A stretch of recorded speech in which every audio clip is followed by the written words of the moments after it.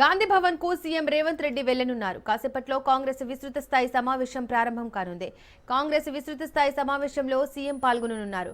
కొత్త డీసీసీలకు దిశానిర్దేశం చేయనున్నారు.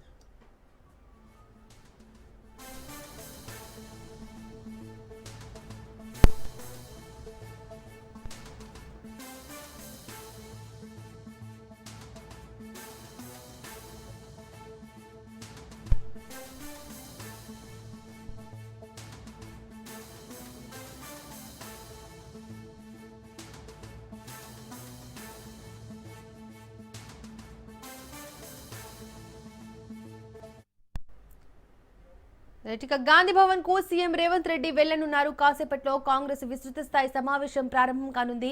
కాంగ్రెస్ విస్తృత స్థాయి సమావేశంలో సీఎం పాల్గొననున్నారు. కొత్త డీసీసీలకు దిశానిర్దేశం చేయనున్నారు. ఇక దీనికి సంబంధించి మరింత సమాచారం మా ప్రతినిధి రాజు లైవ్ ద్వారా అందిస్తారు. రాజు, కాసేపట్లో గాంధీ భవన్లో టీపీసీసీ విస్తృత స్థాయి సమావేశం జరగబోతా ఉంది.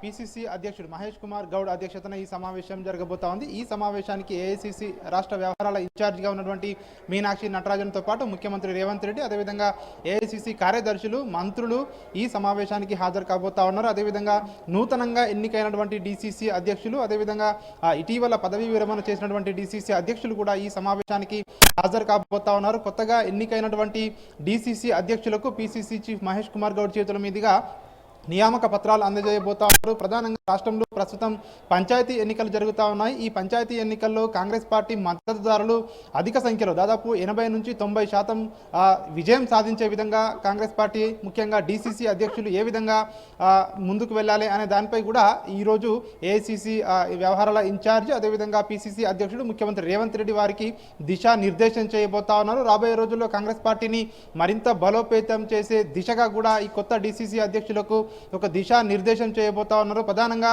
ఇప్పటికే ఏదైతే రాష్ట్రంలో అమలవుతున్నటువంటి సంక్షేమ అభివృద్ధి పథకాలను ప్రజల్లోకి మరింతగా తీసుకువెళ్లేందుకు ఎట్లాంటి కార్యాచరణతో ముందుకు వెళ్ళాలి అనే అంశాలపై కూడా ఈ సమావేశంలో సుదీర్ఘంగా చర్చించబోతా ఉన్నారు. అదేవిధంగా ఇప్పటికే ఏదైతే కాంగ్రెస్ పార్టీ రాష్ట్రంలో అధికారంలోకి వచ్చి ఈ డిసెంబర్ 7వ తేదీతో 2 సంవత్సరాలు పూర్తి చేసుకుంటున్న నేపథ్యంలో ఏదైతే విజయోత్సవాలు నిర్వహించాలని చెప్పి ఇప్పటికే కాంగ్రెస్ పార్టీ నిర్వహించడం జరిగింది. దీనికి సంబంధించి ఏ విధమైనటువంటి కార్యాచరణతో ముందుకు వెళ్ళాలి జిల్లాల వారీగా అని చెప్పి కూడా ఈ సమావేశంలో ఒక నిర్ణయం తీసుకునే అవకాశం కనిపిస్తూ ఉంది. మరొక పక్క 8, 9 తేదీల్లో గ్లోబల్ సమ్మిట్ హైదరాబాద్లో నిర్వహిస్తూ ఉన్నారు. దీనికి సంబంధించి ప్రధానమంత్రి నరేంద్ర మోడీని కూడా ఇన్వైట్ చేస్తామని చెప్పి ఇప్పటికే ప్రభుత్వం ప్రకటించింది.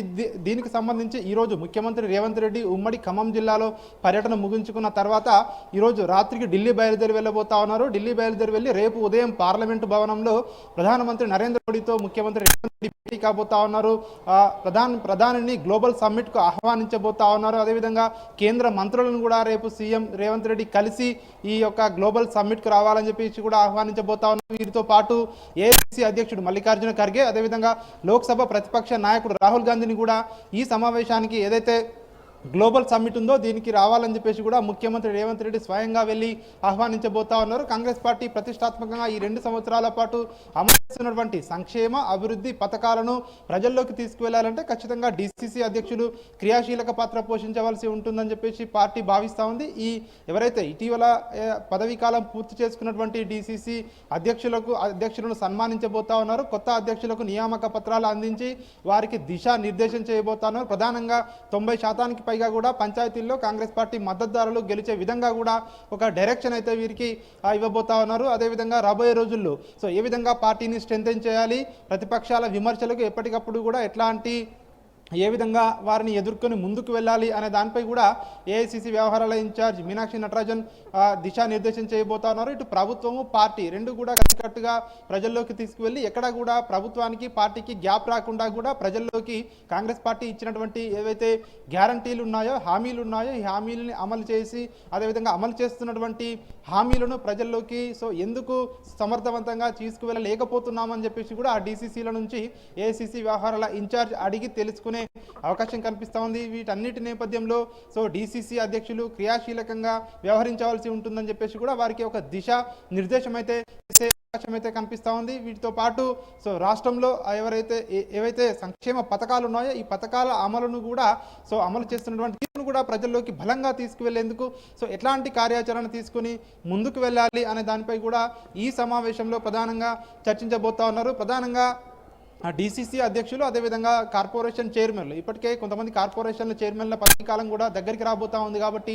సో అదేవిధంగా సో ఎవరైతే ఇటీవల డీసీసీ పదవిని ఆశించి భంగపడ్డ వారు ఉన్నారో వారికి సో ఇతర పదవులు వస్తాయి, ఖచ్చితంగా పార్టీ కోసం కష్టపడి పనిచేసే వారికి పదవులు వస్తాయని చెప్పేసి కూడా ఈ సమావేశంలో హామీ ఇచ్చే అవకాశం కనిపిస్తూ ఉంది. ఎవరు కూడా అధైర్యపడద్దు, రాబోయే రోజుల్లో మరో 10 సంవత్సరాల పాటు కూడా రాష్ట్రంలో కాంగ్రెస్ పార్టీ అధికారంలో ఉండే విధంగా కూడా సో నేతలందరూ కూడా కలిసికట్టుగా చేయాలని కూడా వారందరికీ దిశానిర్దేశం చేసే అవకాశం కనిపిస్తూ ఉంది. ఖచ్చితంగా పనిచేసిన వారికి పదవులు వస్తాయని చెప్పేసి ఒక హామీ అయితే ఇచ్చే అవకాశం కనిపిస్తూ ఉంది. వీటితో పాటు ఇటు ప్రభుత్వం ఏవైతే ఇప్పటికే ప్రకటించినటువంటి ఎవరైతే అమలు చేస్తున్నటువంటి హామీలు ఉన్నాయో ఆ హామీలను ప్రజల్లోకి తీసుకువెళ్లే బాధ్యత ఖచ్చితంగా డీసీసీలపై ఉంటుంది. కాంగ్రెస్ పార్టీ ఇచ్చిన హామీని ఏ విధంగా అమలు చేస్తూ ఉంది, రాష్ట్రంలో సో ఎట్లాంటి ఆర్థిక ఇబ్బందులు ఉన్నా కూడా సో పేదవారికి ఇచ్చినటువంటి హామీలు ఏ విధంగా అమలు చేస్తున్నామనే దానిపై సో డీసీసీలు ఖచ్చితంగా క్రియాశీలకంగా వ్యవహరించవలసి ఉంటుందని చెప్పేసి కూడా ఈ సమావేశంలో ఒక దిశ నిర్దేశం చేసే అవకాశం కనిపిస్తూ ఉంది. ప్రధానంగా పంచాయతీ ఎలక్షన్లు జరుగుతూ ఉన్నాయి కాబట్టి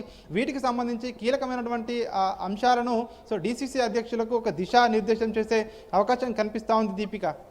రైట్ రాజు, థ్యాంక్ యూ.